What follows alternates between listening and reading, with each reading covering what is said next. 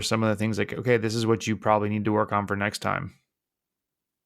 Yeah, I mean, a lot of it comes down to like me messing up my training and like not doing things properly sometimes. Um, and at that point, last year at the Vuelta, I remember really thinking like, I really need to get lighter. Like that will answer all my problems. And of course, it doesn't by itself, but that is one area that I didn't need to improve on, I think. But I was super obsessive about it. I was like, this is what I need to do this off season is just get lighter, which I have gone through iterations of that uh, idea and obsession multiple times.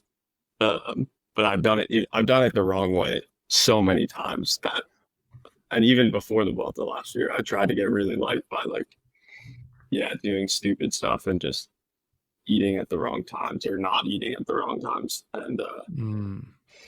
I think, yeah, that cost me. But at the end of the day, it's like it was my first Grand Tour, and I kind of just needed to rip the Band-Aid off and get it get it over with. Obviously, it would have been nice to actually do something there and not just be like pack filled. But yeah, I think I got a big adaptation from doing those 3 weeks. So you mentioned eating at the wrong times or like maybe not eating. Were there any other tips you could give to people listening? Because this is obviously a huge thing in cycling, get as light as possible. Any other things you're like, man, I wish I had done this differently in terms of the weight loss? Yeah, I think the main thing is timing of eating. I think people just think like, okay, you need the deficit. And I would argue that the easiest way to do the deficit is like eat a big breakfast, go out and ride, and then when you're done riding, just try not to eat the rest of the day. And because it's like the easiest in terms of like how to eat it. At Mm-hmm. least that's what I found. But that is the absolute worst thing you can possibly do. Like you need to replace the glycogen. Your biggest meal should be right after the ride, I would say. Mm. And you don't want to skimp on dinner either. If anything, like you want to have a smaller breakfast, to be honest. But to be honest, it's really like you can't skip anywhere if you're gonna train properly. And I think that's the biggest thing. Like if you're doing 6 watts per kilo, like, if you lose a kilogram, like that's only 6 watts difference.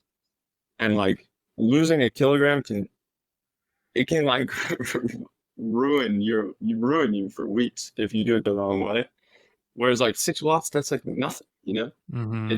It's crazy. So I think a lot of guys, it's like, yeah, they're trying to force their body to change.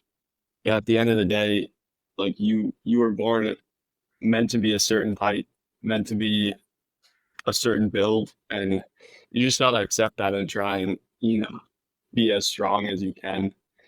And I've seen a lot of guys go through the same thing because I've made all the mistakes you can make with this, like fasting and stuff, stupid stuff like that. But the only time I've seen success is like doing it in extreme moderation, basically not cutting severely anywhere, just doing it for a long time. Yeah.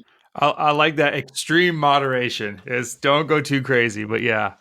Well, even Vaughter said about you, hey, Sean's a great climber, but he's not super frail and skinny, and he can actually still hammer it on the flats. So, embrace that. And that's, as you said, that's how you're built. That's who you are. So keep ripping with Mhm. it.